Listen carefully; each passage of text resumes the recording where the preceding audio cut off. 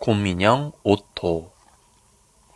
골동품 가게의 주인 아저씨가 나를 진열창에 내놓았을 때 나는 깨달았어요.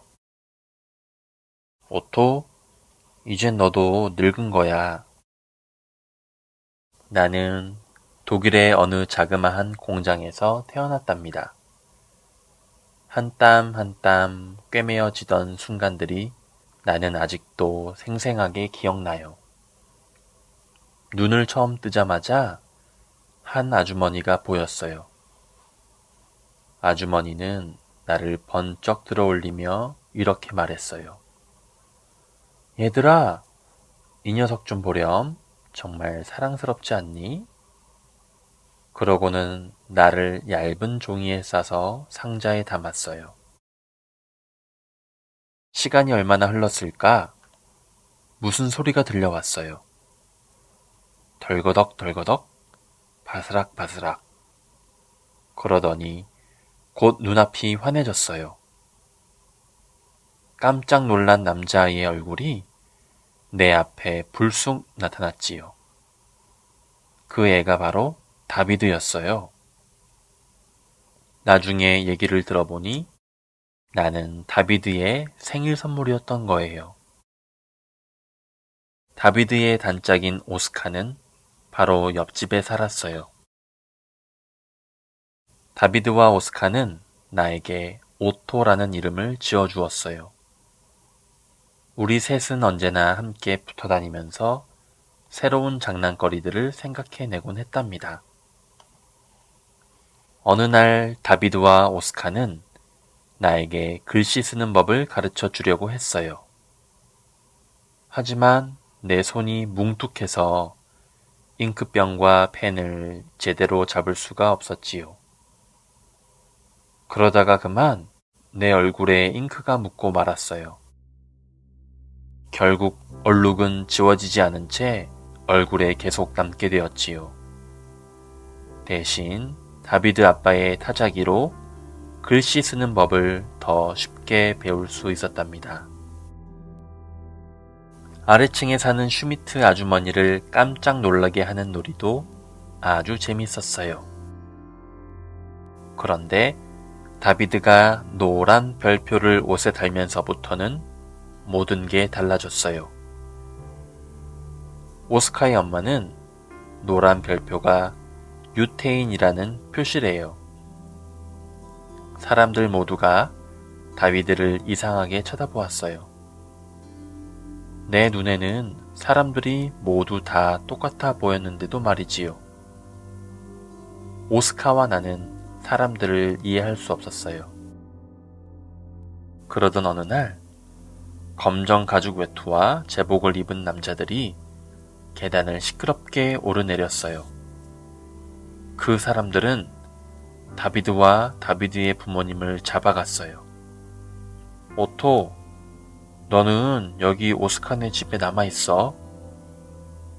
다비드는 나에게 작별 인사를 했어요.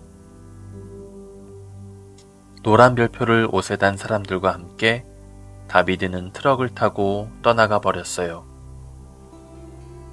오스카와 나는 그 모습을 지켜보았지요. 오스카와 나는 정말 심심했어요. 우리는 종종 친구 다비드에 대한 이야기를 나누느라 밤을 지새웠지요. 그 무렵 오스카의 아빠도 군인이 되어 전쟁터에 나가야만 했어요. 얼마 후 폭격이 시작되었어요. 지붕 위에서 사이렌이 요란하게 울릴 때면 오스카와 나는 있는 힘을 다해 재빨리 지하 대피소로 달려들어갔어요. 바깥 세상은 모두 엉망이 되어버렸어요. 그러던 어느 날 하늘이 무너지는 듯한 소리가 들려왔어요. 나는 공중으로 튀어올랐고 그 순간 정신을 잃고 말았어요. 내가 다시 깨어났을 때는 숯처럼 까맣게 타버린 쓰레기 더미 위였어요. 주위의 모든 것들이 무너져 있었고요. 곧 탱크와 군인들이 나타났어요. 총알들이 휙휙 날아다녔어요. 사방이 온통 싸우는 소리로 소란스러웠어요. 그때 갑자기 한 시커먼 군인의 얼굴이 나타났어요.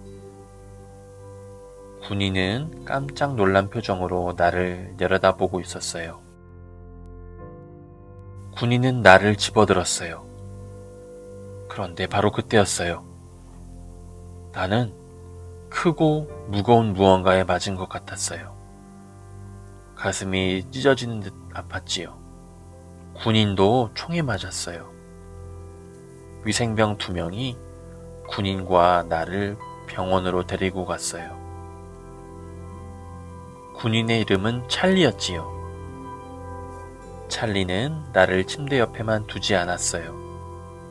찰리는 모든 사람들에게 나를 보여주며 말했어요. 보세요. 이 곰인형이 내 목숨을 구해주었어요.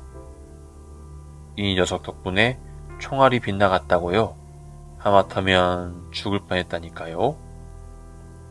찰리는 훈장을 받았어요.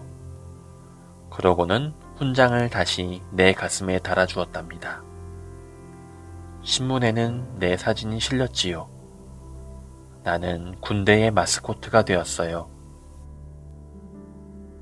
전쟁이 끝나자 찰리는 미국으로 돌아갔어요. 찰리는 나를 딸 자스민에게 선물로 주었어요.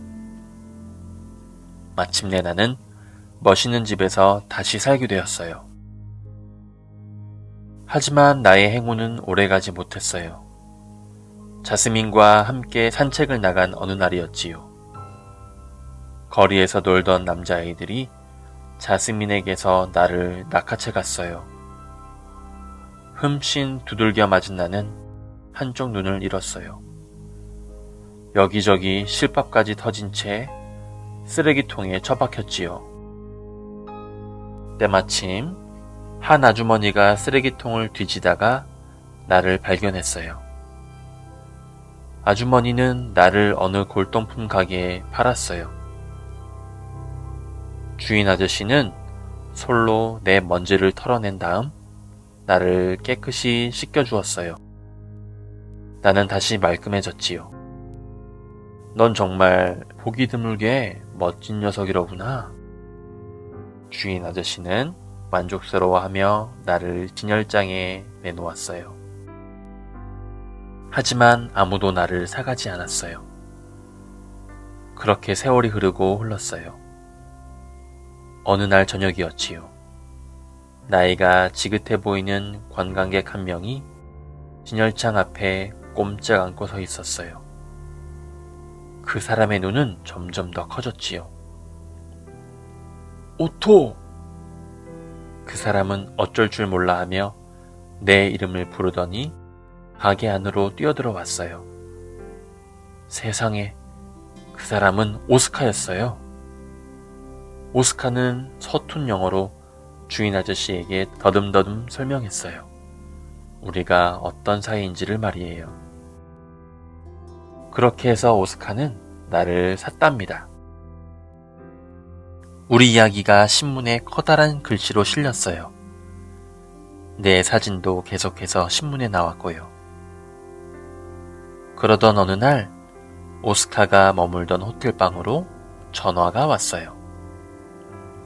나는 오스카가 말하는 것을 가만히 듣고 있었지요. 다비드? 세상에 이럴 수가. 그래, 정말 자네구먼. 드디어 우리가 다 모였어. 우리 셋은 다시 한데 뭉쳤어요. 우리는 다시 만나게 된 것을 함께 축하했어요. 하지만 나는 슬픈 소식을 듣게 되었어요. 다비드와 오스카의 다른 가족들은 모두 죽었다는 소식이었지요. 다비드와 다비드의 부모님은 강제 수용소로 끌려갔대요. 그곳에서 다비드의 부모님은 돌아가신 거고요. 오스카의 아빠는 전쟁터에서 숨지셨고 오스카의 엄마는 폭격을 맞아 돌아가셨대요. 하지만 이제는 누구도 우리를 헤어지게 할 수 없어요. 우리는 함께 살기로 마음먹었거든요. 셋이 함께 살 수 있는 집도 구했답니다. 마침내 다시 예전처럼 살 수 있게 된 거예요. 평화롭고 평범하게 말이지요. 이젠 심심할 틈도 없을 거예요. 왜냐하면 우리 이야기를 책으로 쓰기 시작했기 때문이지요.